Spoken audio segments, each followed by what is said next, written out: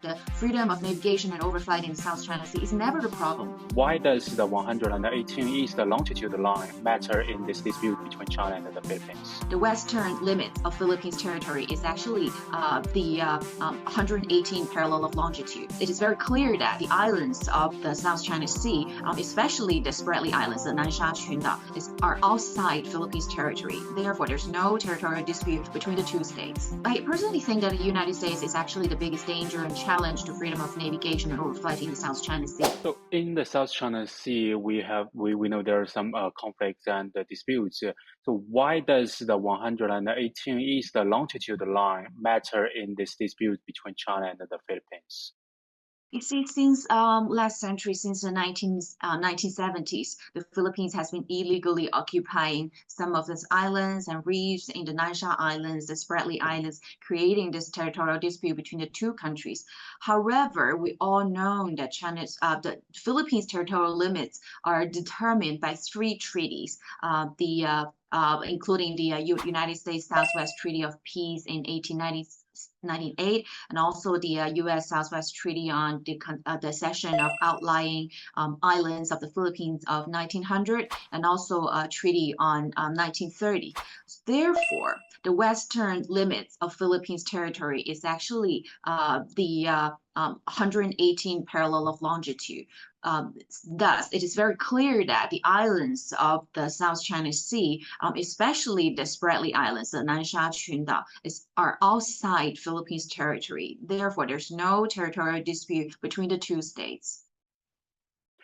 In the South China Sea, why China recently warned the U.S. not to use the Philippines to stir trouble?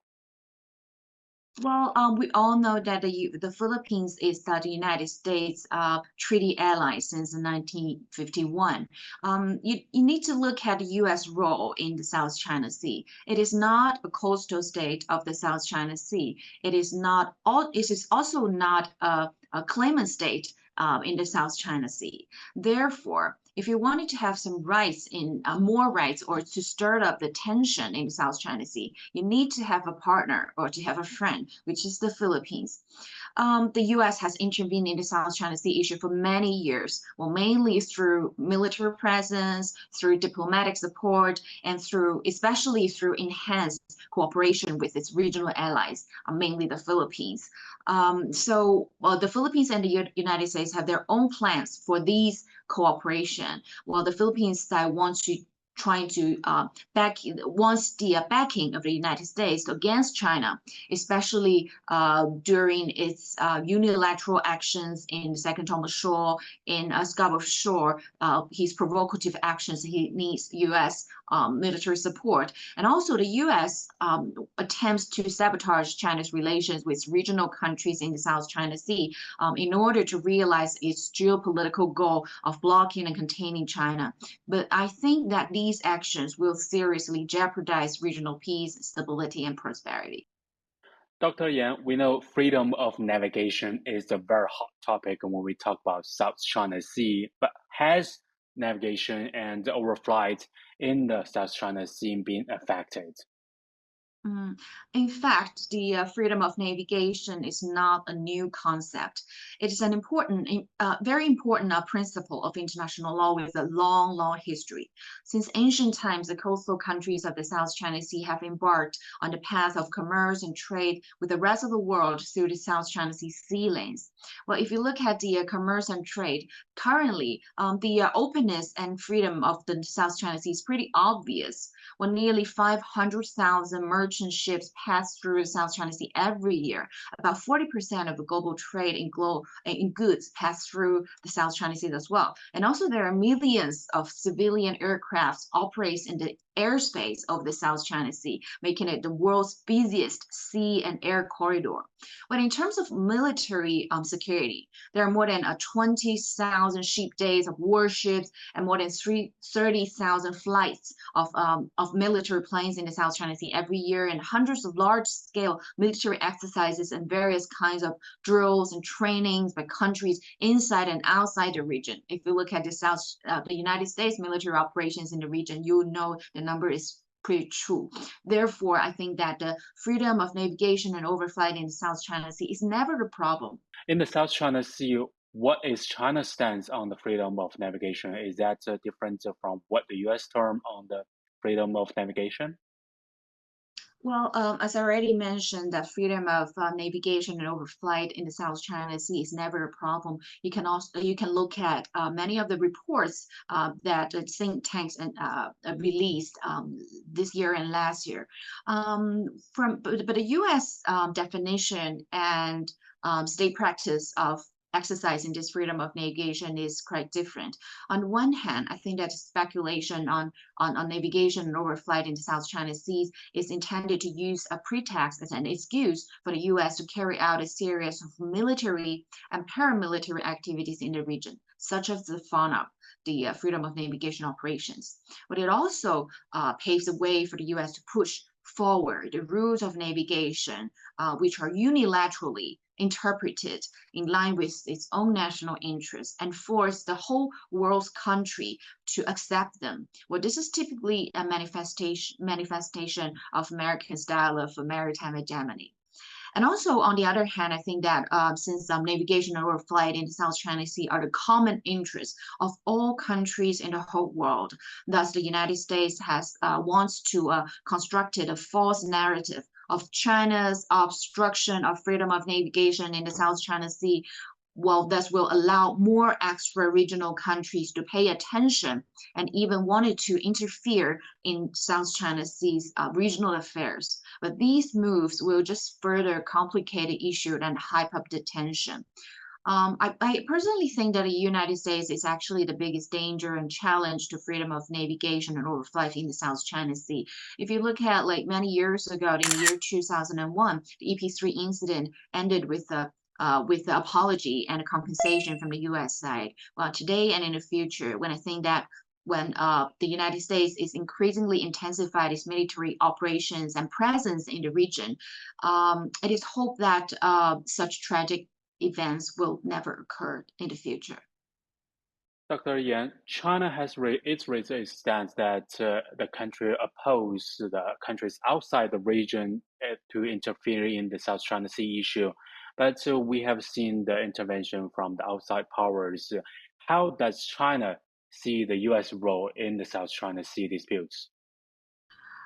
Well, first of all, we need to understand what rights does the extra-regional countries have in the South China Sea.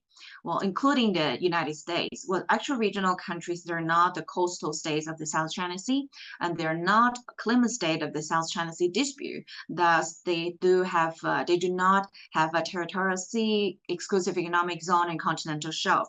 But extra-regional countries, they are users of the South China Sea's sea lanes. They do have a right of navigation, well, but not unlimited navigation. What they need to be regulated, they need to be limited by the coastal states regulation.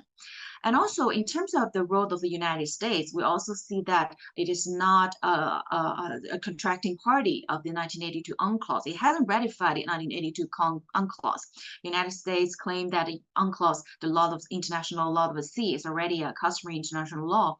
However, if you look at the U.S. policies and state practice of the international law of the sea, you see that this conduct is pretty different from many of the contracting parties of the UNCLOS. Like, for example, President Trump signed an executive order to jumpstart a deep sea mining. Well, this is an attempt to unilaterally regulate commercial activity in the international seabed area, which means that the United States attempt to bypass the ISA, International Seabed Authority, which was established under the UNCLOS to regulate mineral development in the area. Well, I think that this kind of actions would weaken the international consensus and institutional arrangements for the governance of the seabed area as a common heritage of mankind. And also we can see how the United States is using UNCLOS and other international law rules and regulations to benefit its own national interests. Dr. Yan, we know there are so many narratives on China's stance on the South China Sea issue, but what exactly is China's stance on this territorial issue and also from the international law perspective? Well, China's stance and position in the South China Sea is actually very clear. According to the statement announced in the year 2017, July the 12th, on China's territorial sovereignty and maritime rights statement, well, China enjoys territorial sovereignty over the four island groups in the South China Sea, and it also has territorial sea, exclusive economic zone, continental shelf, according to international law, especially the 1982 UNCLOS, and it has also historic rights. Well, China also respects and upholds freedom of navigation and overflight. Well, in terms of China's policy of solving the dispute, I think China's stance is actually very consistent. It adheres to resolving the disputes through negotiation and consultation by parties directly involved, and also dedicated to mutually beneficial maritime cooperation. And we believe that these will help promote peace and prosperity and stability in the region.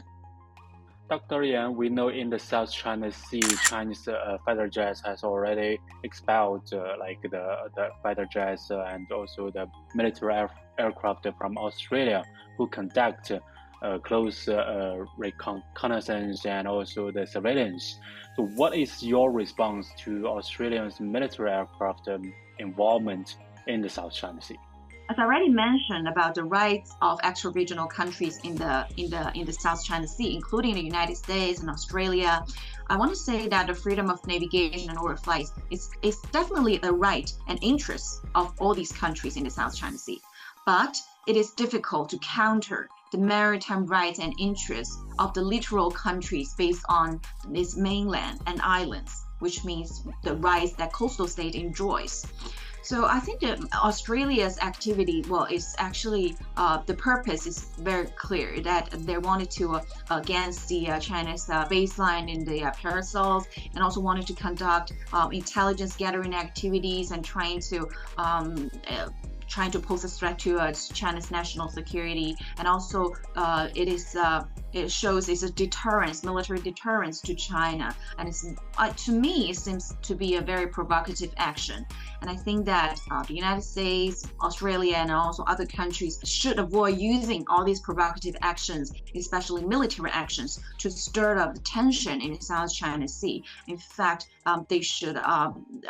What they have been doing is to avoid talking about the basis of legitimacy of their increased confrontational military deployment and activity in the South China Sea, and they're putting their own self-centered and closed security system above the international law, such as the 1982 Convention.